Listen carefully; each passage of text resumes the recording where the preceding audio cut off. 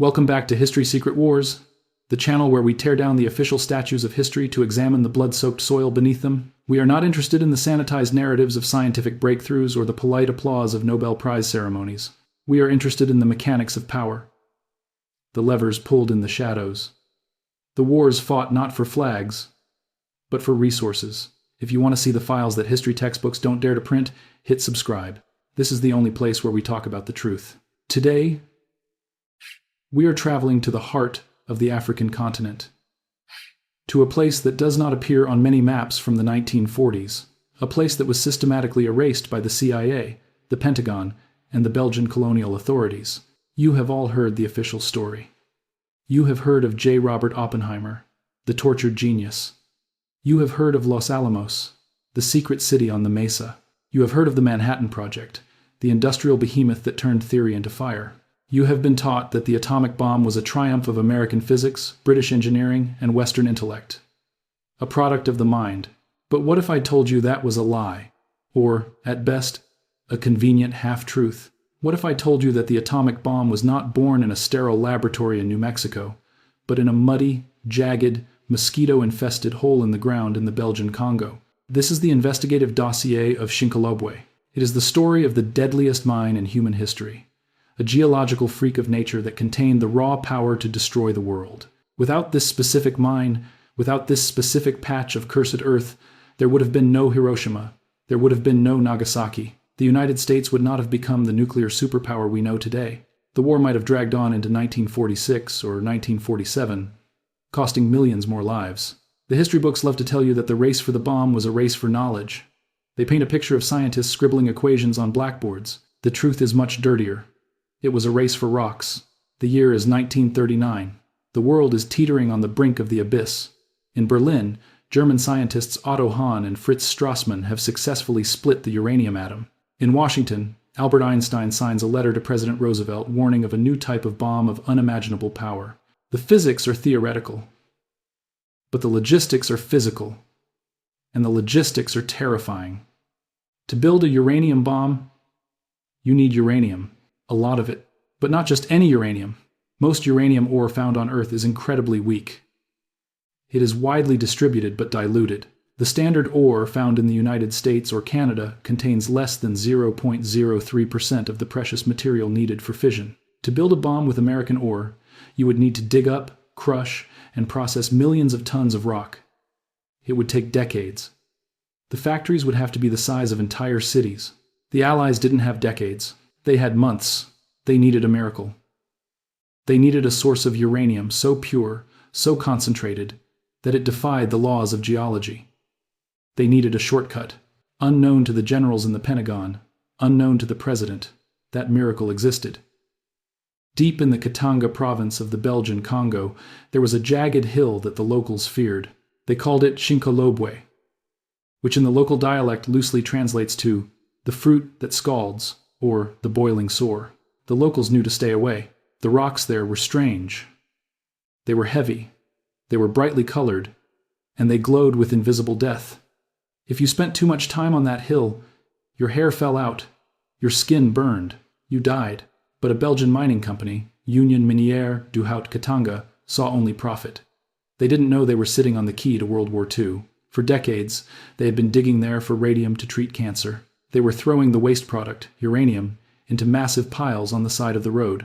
This is the story of how the United States discovered this secret, how a single eccentric Belgian CEO outsmarted the Nazis, and how the US government seized control of an African mine to build the ultimate weapon, leaving a legacy of radiation, ruin, and political assassination that lasts to this day. The bomb was a machine, but the fuel was a curse. Next, we uncover the geological freak, why the rocks of Shinkolobwe were unlike anything else in the solar system, and the man who first held the apocalypse in his hands. To understand why the US military effectively invaded a friendly colony to seize Shinkolobwe, you have to understand the geology. You have to understand the numbers. Because the numbers are staggering. In the 1940s, the standard uranium ore found in the United States, in the Colorado Plateau, or in Canada, at the El Dorado mine in Great Bear Lake, had a purity of roughly 0.03%. That means for every ton of rock you dig up, crush, and treat with acid, you get a tiny pinch of uranium oxide. It is an industrial nightmare. It is inefficient, slow, and incredibly expensive. But Shinkolobwe was a freak. A monster. A geological anomaly that shouldn't have existed. The ore coming out of that hole in the Congo had an average purity of 65%. Read that again. 0.03% versus 65%. The rocks at Shinkolobwe weren't just rocks containing uranium. They were solid chunks of uraninite. They were huge crystals of pitchblende. Some specimens found at the site were 80% pure uranium. They were thousands of times more potent than anything else on the planet.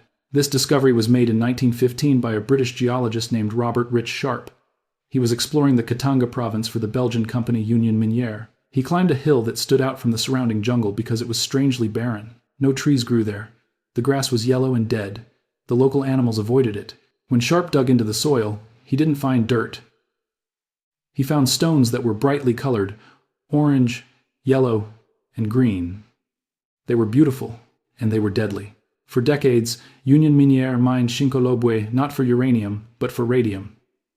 Radium was the wonder drug of the early 20th century. It was used to treat cancer. It was worth more than diamonds. It was also used to paint watch dials, famously killing the radium girls who licked their brushes. For every gram of radium they extracted, they produced tons of uranium as a byproduct.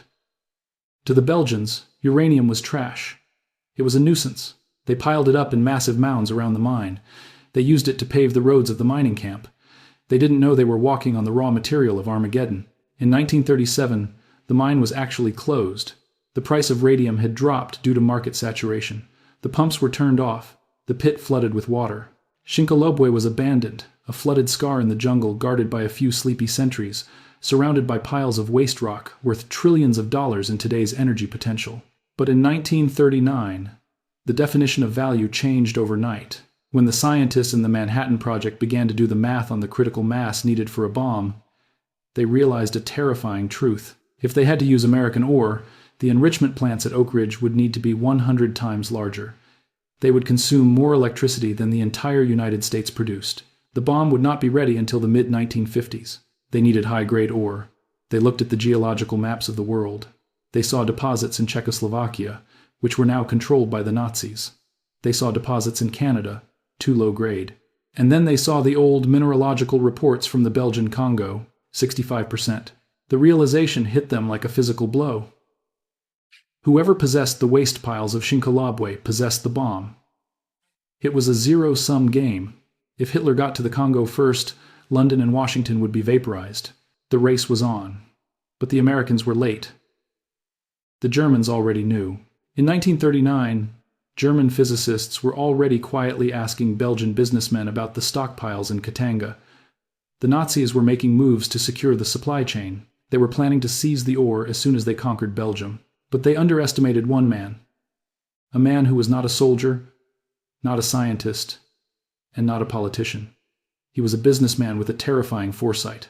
The mine was closed, but the danger was open. Next, we meet the visionary, Edgar Sengier, the Belgian CEO who made the most important unilateral decision of the war, shipping the apocalypse to New York before anyone even asked for it. Edgar Sengier was the director of Union Minière du Haut-Katanga. He was a small, sharp man with slicked-back hair and the cold, calculating eyes of a mining magnate. He operated out of Brussels and London. He was a capitalist through and through, primarily concerned with dividends and stock prices. But he was also a man who paid attention. In 1939, shortly before World War II officially started, a British scientist named Sir Henry Tizard, the man who brought radar to the US, as we discussed in a previous dossier, had a quiet, private dinner with Sengier in London. Tizard leaned across the table and whispered a warning that would change history. "Be careful with your uranium. I can't tell you why, but it might be used to blow up the world." Sengier wasn't a physicist. He didn't know about fission or isotopes. But he was a strategist. He listened. He understood that his waste product was about to become the most strategic asset on the planet. When Hitler invaded Poland in September 1939 and then invaded Belgium in May 1940, Sengier fled. He moved his headquarters to London, and then, fearing a German invasion of Britain, he moved to New York. He ran his vast African empire from an office in Manhattan. He sat in his office, looking at the map of the Atlantic. He knew the Germans would pressure the remaining Belgian officials in Brussels to hand over the uranium stockpiles. He knew the stockpile sitting in the open air in the Congo was vulnerable to a German commando raid or a U-boat blockade. So, without telling the US government, without telling the British, and without a single purchase order or contract, Sengier gave a secret order to his managers in the Congo. Ship it.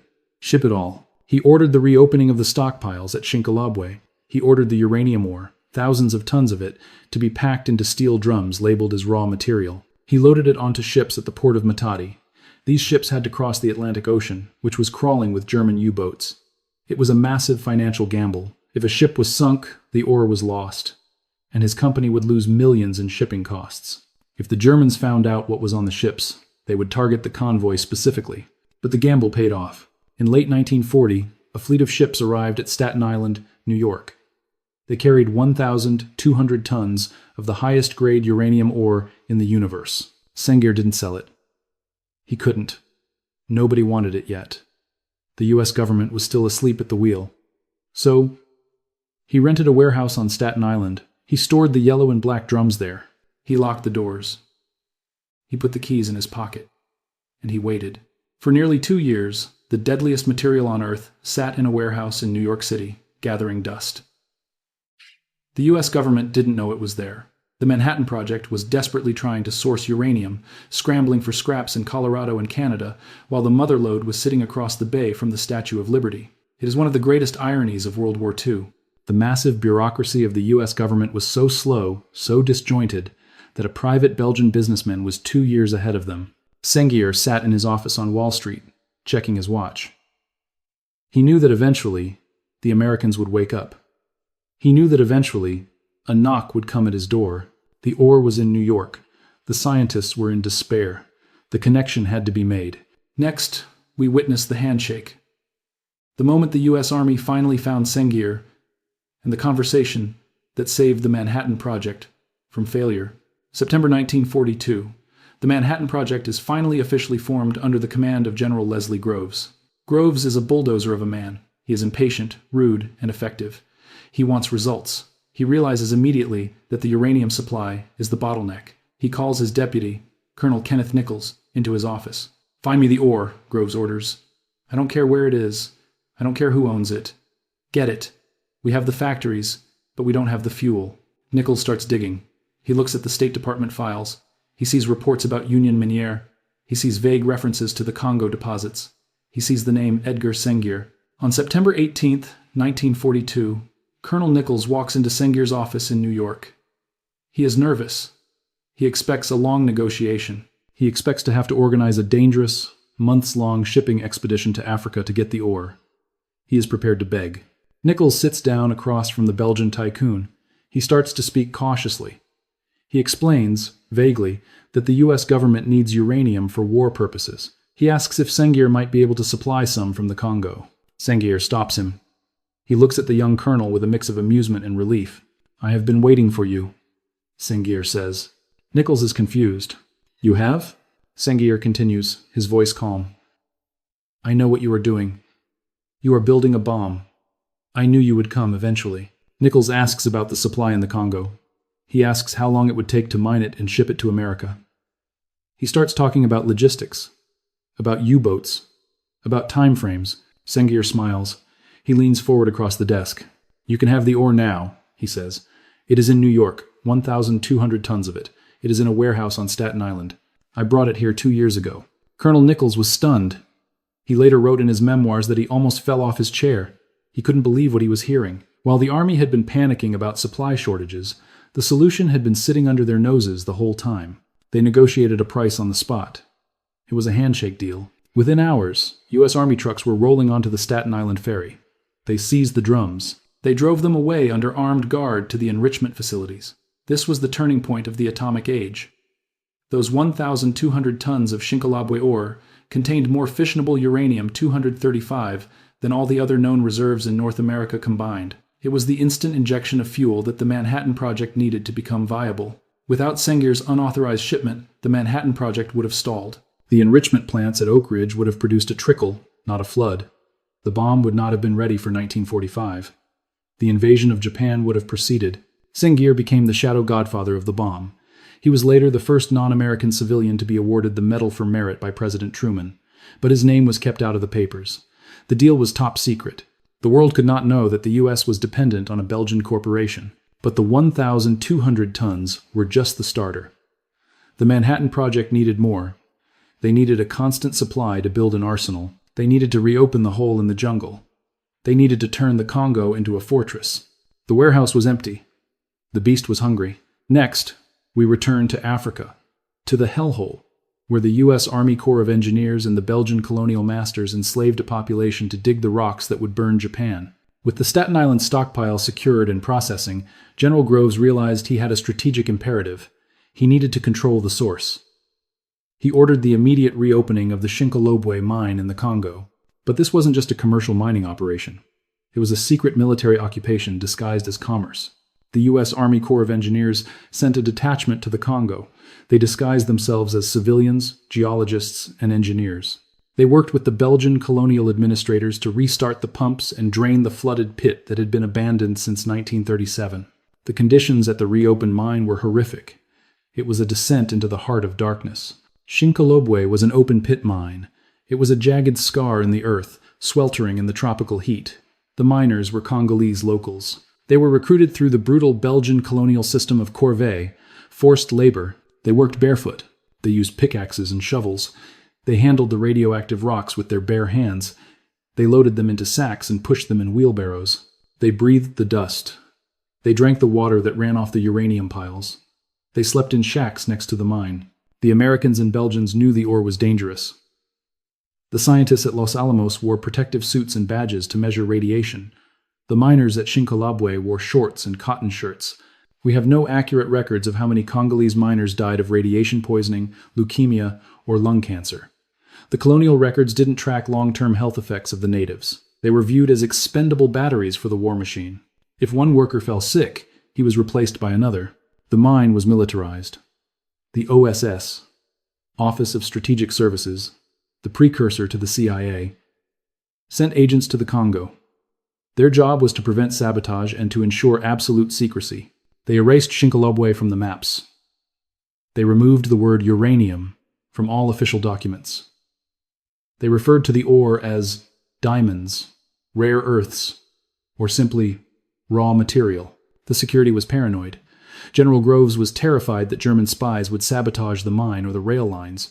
He ordered the installation of anti-aircraft guns around the mine, though they were rarely used. He restricted travel in the entire Katanga province. He had reason to be afraid.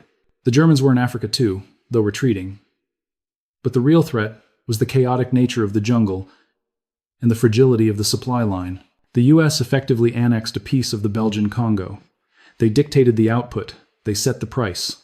They controlled the flow. For the duration of the war, the Congo was not a Belgian colony. It was a resource colony of the Manhattan Project. The rocks were dug. Now came the gauntlet. Getting the rocks out of the ground was hard.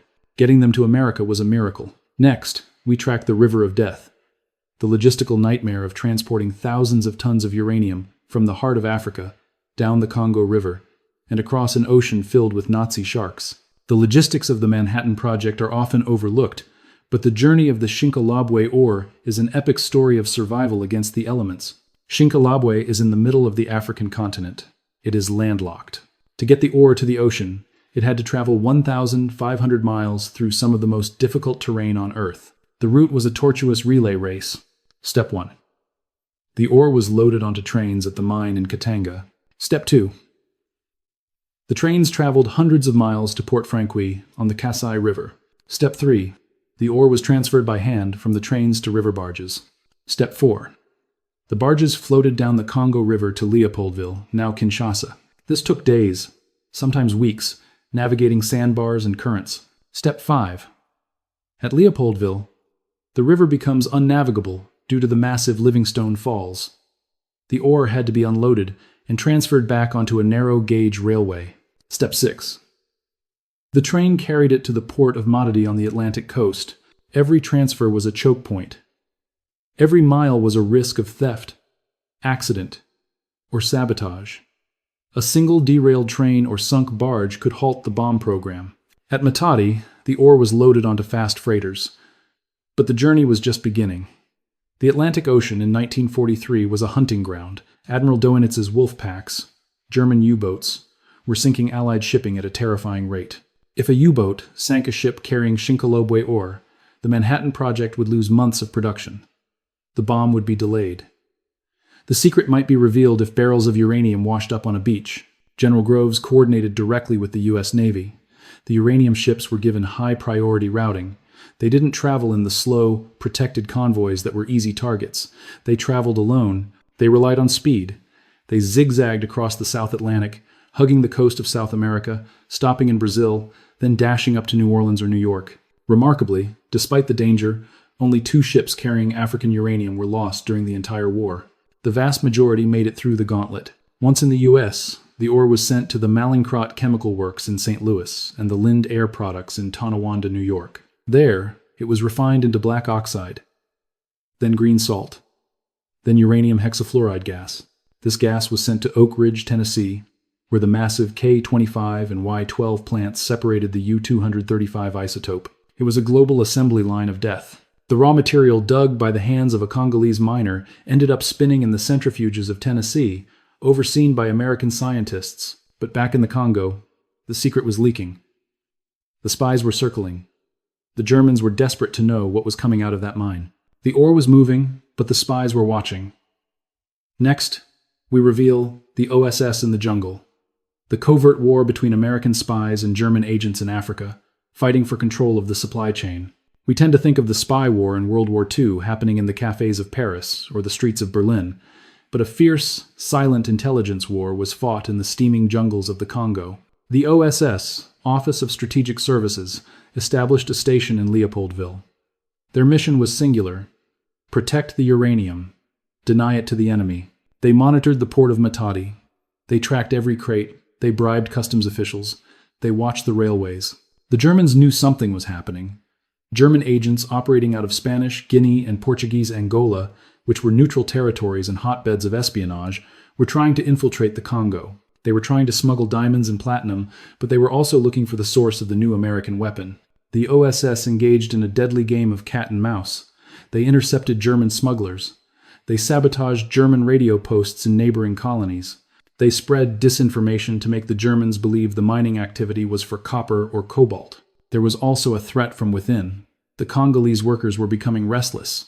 The forced labor, the low pay, and the brutal conditions were creating a powder keg. In December 1941, a massive strike broke out at the Union Minière mines. The workers demanded better pay and safer conditions. They refused to dig. The response from the colonial authorities was brutal. The Governor-General of the Congo, Rickmans, feared that any disruption in production would anger the Americans and the British. He ordered the troops to open fire on the strikers. 60 miners were killed, hundreds were wounded. The official history calls it a labor dispute. The secret history suggests something darker. U.S. and British intelligence feared the strike was agitated by German or communist agents to stop the uranium flow. They sanctioned the crackdown to keep the supply line open. The blood of the miners was the lubricant for the Manhattan Project. The strike was crushed, the workers were forced back into the pits at gunpoint, and the uranium continued to flow. By 1944, the U.S. had secured a total monopoly. They signed a secret agreement with the Belgian government in exile, the tripartite agreement with the UK, giving the U.S. and UK exclusive rights to all uranium from the Congo. They locked the door before the rest of the world even knew there was a room. They bought the future. The supply was secure. The factories hummed. The bomb was ready. Next, we connect the dots. We show exactly how the rocks from Shinkolobwe became the little boy that fell on Japan. August 6th, 1945, 8:15 a.m. Hiroshima, Japan. The bomb, codenamed Little Boy, falls from the belly of the Enola Gay. It detonates 1,900 feet above the city. It obliterates the city. It kills 140,000 people. That bomb was a uranium bomb. The Nagasaki bomb, Fat Man, was plutonium. But remember, plutonium is made in nuclear reactors that are fueled by uranium. The fuel inside Little Boy, the 64 kilograms of enriched uranium that created the fireball, came almost entirely from Shinkolobwe. This is the crucial connection. Without the 65% purity ore from the Congo, the enrichment plants at Oak Ridge would not have produced enough material by August 1945. They would have been months, maybe a year short. If the US had relied on Colorado ore, the timeline would have shifted. The invasion of Japan, Operation Downfall, would likely have gone ahead in November 1945. Millions of American and Japanese soldiers would have died on the beaches. The war might have dragged on into 1946.